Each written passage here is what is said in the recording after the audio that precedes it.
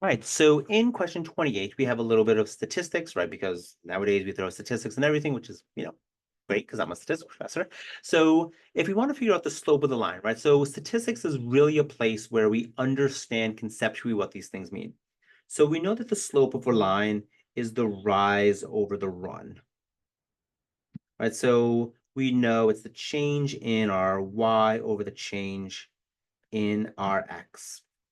So if we just kind of think about the equation that we have, so notice we have y equals mx plus b form, right? Y equals negative 1.29 x plus 1320. So statistics kind of forces us to think about the units that things represent. What does my y represent? Wind speed in knots.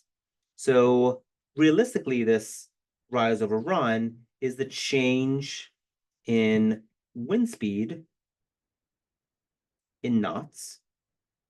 And what does our x represent? The air pressure, right? So it's a change in air pressure in kPa. What's that, like kilopascals or something? I don't know. I should probably know that. So if we just think about this slope, negative 1.29, we could think of this as the way that sometimes we think about it way back in school as negative 1.29 over 1. So we can do a little bit better because, again, we know that this top is a change in wind speed in knots over a change in air pressure in kPa. So this little division bar, we could read it as per. If we were doing like an audiobook, we would say negative 1.29 per 1. So contextually, the slope means that there's a change. I'll actually be precise. We have a decrease because it's negative of 1.29. That's this knots of wind speed, right, with those units of y per increase. Sometimes we have a for each or for every there as it said, for each increase of 1 kilopascal, I think, in air pressure. So that's what our slope means contextually. The y-intercepts, well, if we think about it as a point, it would be 0, 1320, right? There's our y-intercept. But again, what does the 0 represent? Well, it represents 0 kilopascals, 1320 knots.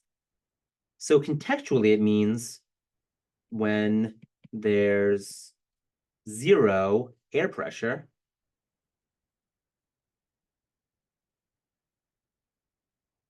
there's a predicted wind speed of 1,320 knots. Right, so that would be how fast you can move if there were no air pressure. I should also kind of like sneak here. This is a predicted decrease.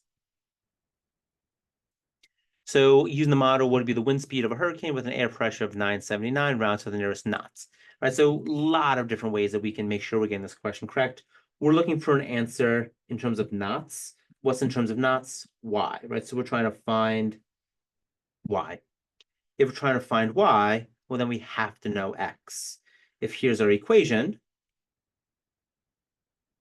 for Y, well, this 979, this has to be our value of X. So Y equals negative 1.29 times the 979 plus 1320. I'm not going to do that in my head. We got a negative 1.29 times 979 plus 1320. So 57.09. And what are we going to round to the nearest knot? So 57.09.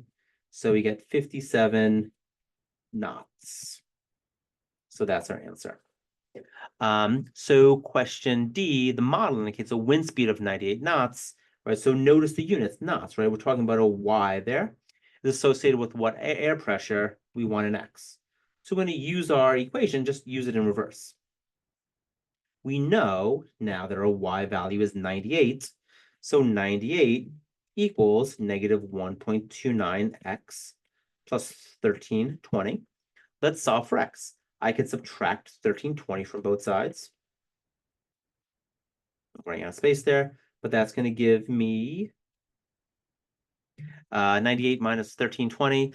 That's going to be negative 1222. I better just make sure of that, just so I don't mess something up. Negative 98. Whoops, 98 minus 1320, negative 1222. Is that what I said? Yeah, success. And then we want to divide this by negative 1.29. Divided by negative 1.29. Right, so if I take this value and divide by negative 1.29, that's going to be 947.28. Right, so x equals 947. What are we going to round to? Round to the nearest millibar. Is that what that is? That KPI? Yeah, in millibars, right? So we're going to round to the nearest like whole number. So just 947. Was that what we got? 0.28. Yeah, so 947 millibars. That's going to be our answer.